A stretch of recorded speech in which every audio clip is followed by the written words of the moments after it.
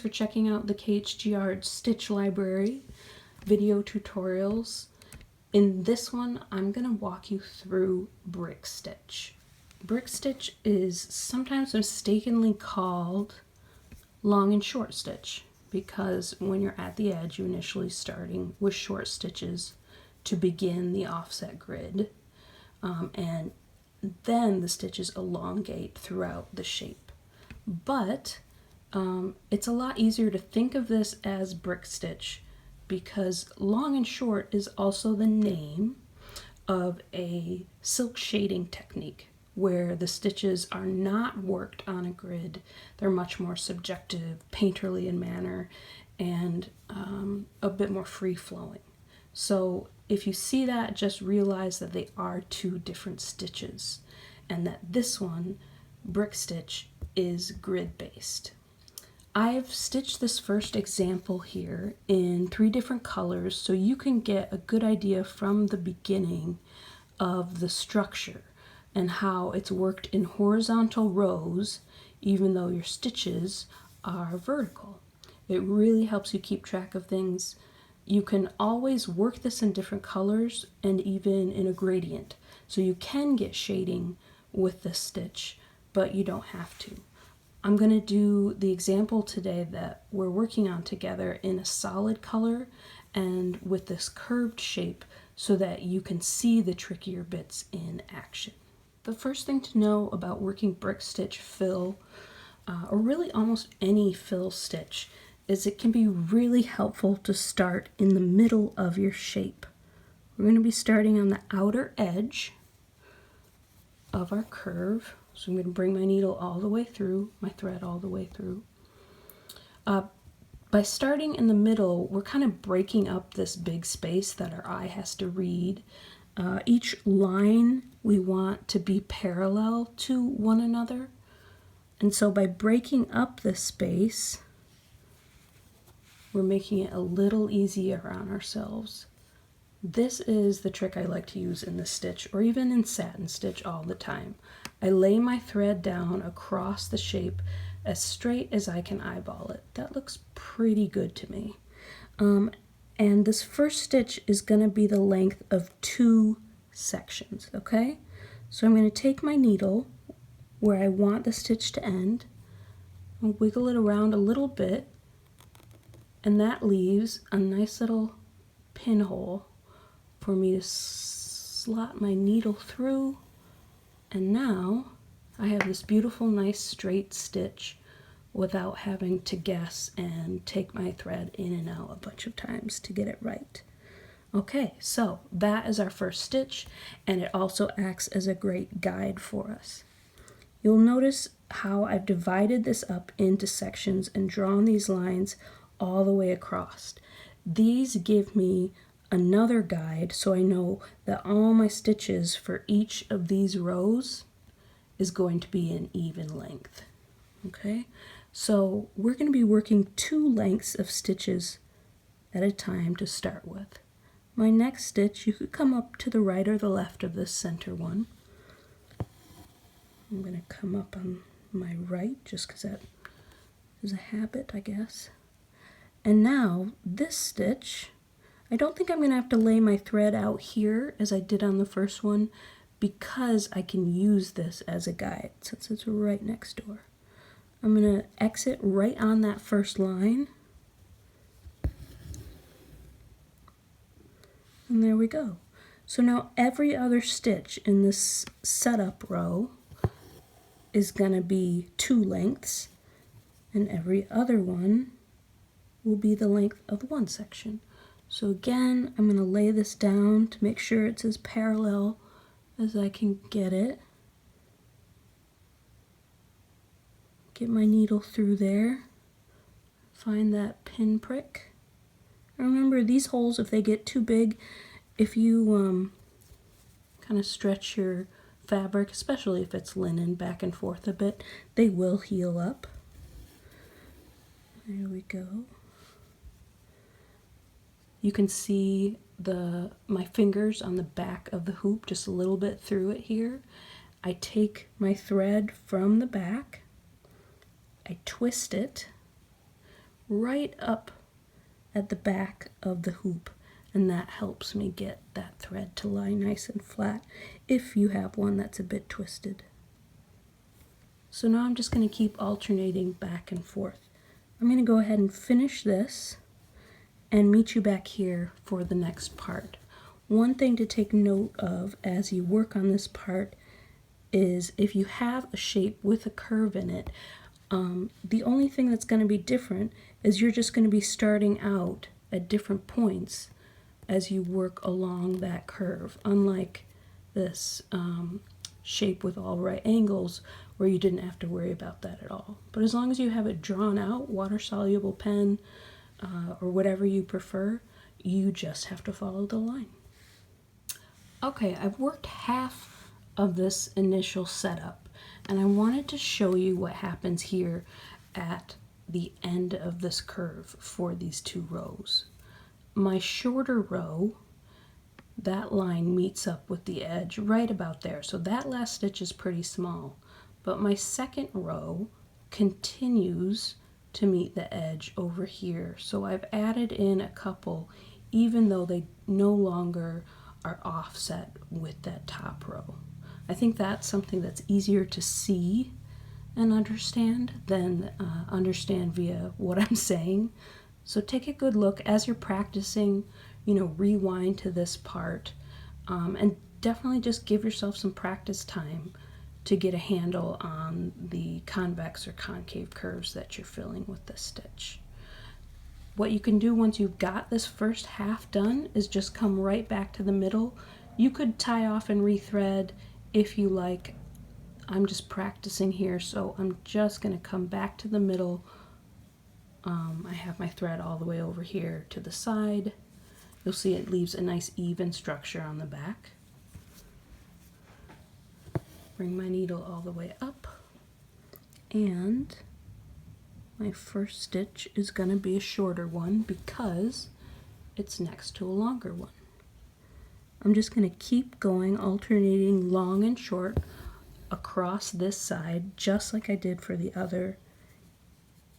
I can take my thread and eyeball it here. This is a good place to show you something. So I just went down right here for this last short stitch, and I came up right next to it. That's pulling on the thread or on the fabric just a little bit. And while you can totally live with that, sometimes, there we go, I think I got my needle through the same hole. Nice open weave linen. Okay, so instead of starting right next to it, you could come from below. That might be too wide. If you need to do this, here's how you gauge. Instead of using your thread to eyeball it, you can lay your needle down, okay? And that can give you a similar idea. I think I just need to move over the smallest amount, knowing that my thread is not quite as thick as my needle. Again, I'm going to eyeball it. Yeah, I think I'm happy with that. Put my needle through, make that hole. There's my pinhole. And there we go. You'll notice in some areas there's a tiny bit of breathing room. That's okay. Remember, your thread does bloom as you go. You can always kind of go over it with your thread or your needle to get it to smooth out. And as you fill up the rest of this, it will look a little more compact and even.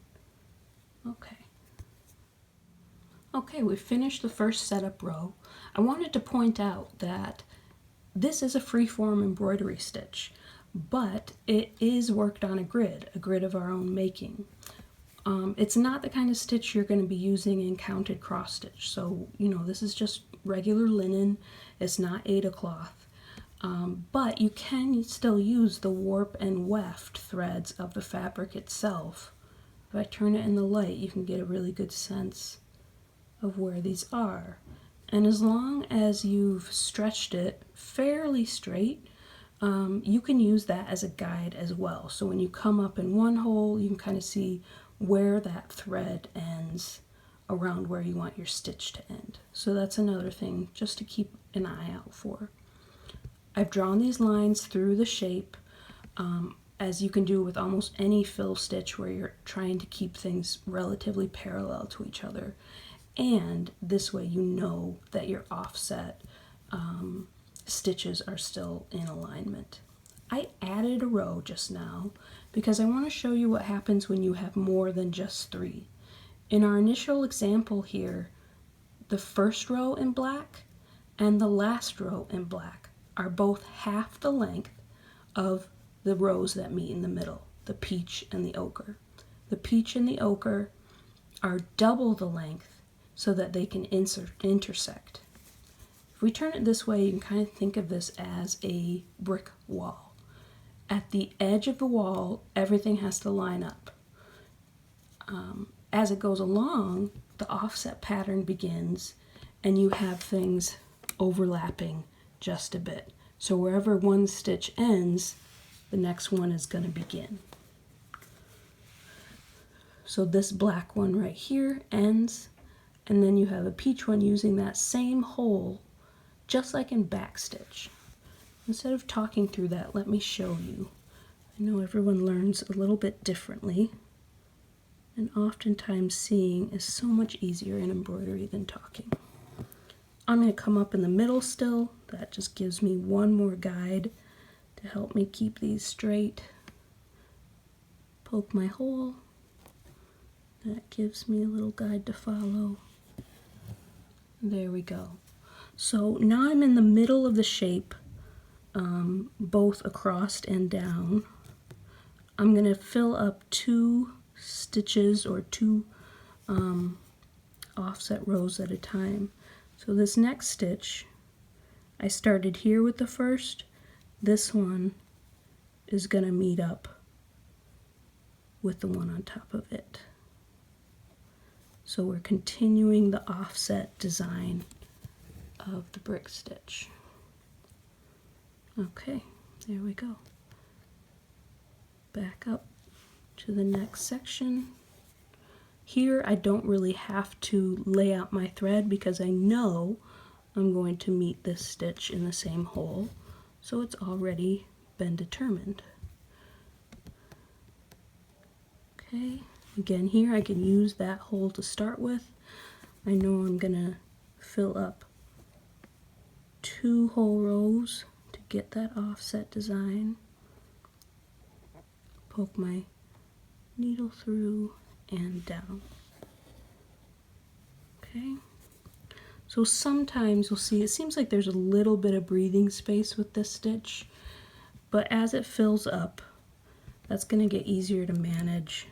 Run your needle over it to smooth things out. If it's a lot of space, just take the stitch out and see what you can do to compensate. Let's see. Okay, and come up here and down right there. You're going to keep working in this manner all the way across. You could do just one section of these stitches at a time, so these ones right here and then these ones in the next row.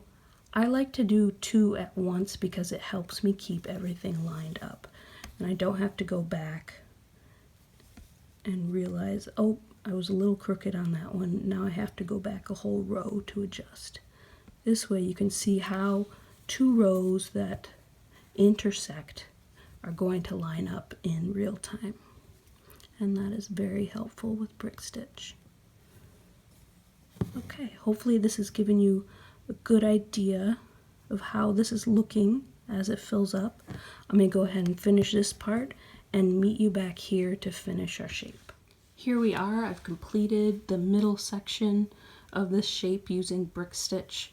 I switched to a slightly darker color to show you this last row, just to demonstrate the importance of color selection if you are doing this with a gradient. So since the length of my stitch on this last row is already really well defined, I'm not going to worry about starting in the middle. There's not much to be gained from it because I just have to fill in the spaces that are left. Again, meeting in the same hole of the stitch just above me. Tangled up, there we go. I'm going to keep starting in the bottom for each one to get a really smooth connection here with the stitch above it. I'm not disturbing any threads as I come up. Rather, I'm just smoothing everything as I take my needle down into the meeting point.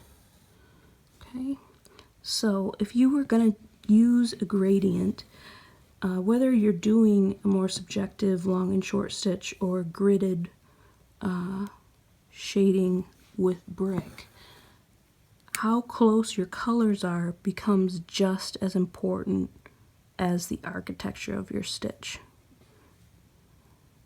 There we go. Okay, so if we were to use a color that's a bit too drastically different, you're not going to have a successful shading. I picked out a few that are really similar here, and the closer each color is to the next, the more seamless that's going to look. Okay, so I hope this has been helpful. Hope it's offered some tips and tricks to help you practice. As always, please subscribe, like, or head on over to my website, khgarts.com. It really helps, and I really thank you for all your support. Thanks so much, and see you next time.